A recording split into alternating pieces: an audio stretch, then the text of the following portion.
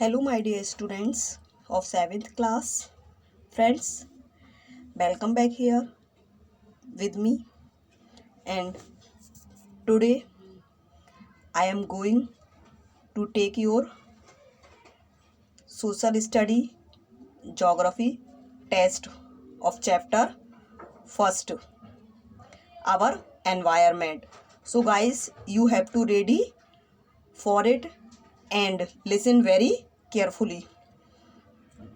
Friends, first of all, we will start definition. A define the following words.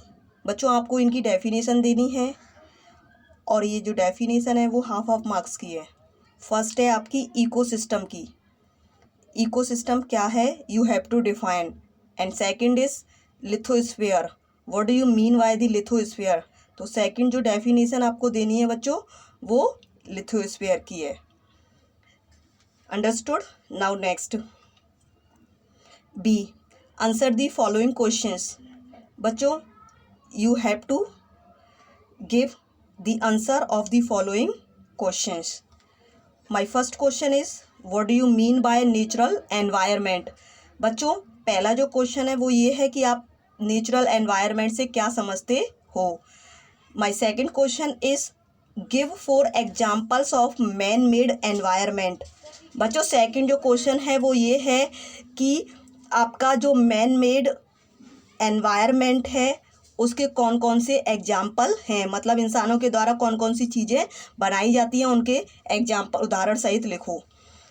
Question number 3 बच्चों, what are the main causes of imbalance of the ecosystem.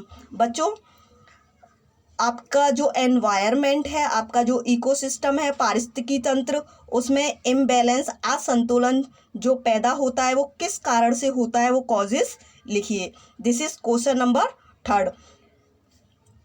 बच्चों आपके जो questions हैं वो 5 marks के हैं। Now clear. Next, तो first question बच्चों एक बार आगे I repeat again. First question, what do you mean by natural environment. Second question, give 4 examples of man-made environment. And third questions, what are the main causes of imbalance of the ecosystem. Now next friends, pick the correct answer.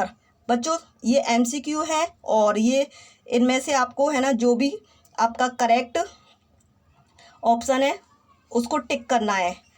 First जो है बच्चों, first आपका tick the correct which is not a natural environment. A desert, B aquarium, C grassland. I repeat it again, which is not a natural environment. इनमें से कौन सा natural environment नहीं है, डेजर्ट नहीं है, एक्वेरियम नहीं है, ग्रासलैंड नहीं है। सेकंड MCQ बच्चों, दूसरा आपका टिक द करेक्ट आंसर जो है वो ये है बच्चों, which is not a component of biosphere. Which is not a component of biosphere. Biosphere का कौन सा कॉम्पोनेंट नहीं है। ए प्लांट नहीं है, बी वाइल्ड एनिमल्स नहीं है, सी रॉक्स नहीं है। You have to tick it. Now next बच्चों ट्रू फॉल्स। आगे बच्चों आपके ट्रू फॉल्स हैं।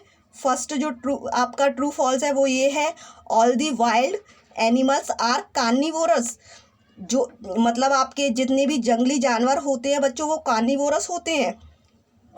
Next number 2, more than 10,000 varieties of mangoes are found in India.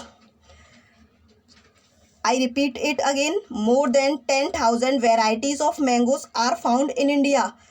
भारत में बच्चों आमों की 10,000 से भी ज़्यादा प्रजातियां पाई जाती हैं। ये सही है या गलत है, वो चीज़ आपको करनी है। और पहला भी आपको वही ट्रू फॉल्स में आंसर देना है कि आपके जितने भी जंगली जानवर होते हैं वो सारे कार्निवोरस होते हैं। तो उसमें भी आपको ट्रू और फॉल्स लिखना है जो भी आपको लगता है। नेक्स्ट बच्चों ई, फिलिंग द ब्लैंक्स। आपको खालिस्तान फिल करने हैं बच्चों। First, the word environment literary means our. I repeat it again, the word environment literary means our, filling the blanks, gap. जो भी बच्चों इसमें आएगा आपको लास्ट में ऑप्शन में लिखना है गैप में। सेकंड बच्चों, the natural environment refers to both dash and dash. Second दोबारा से रिपीट करते हैं बच्चों, the natural environment refers to both dash and dash. बच्चों first of all you read it very carefully, after that you have to give the answer. So friends, thank you.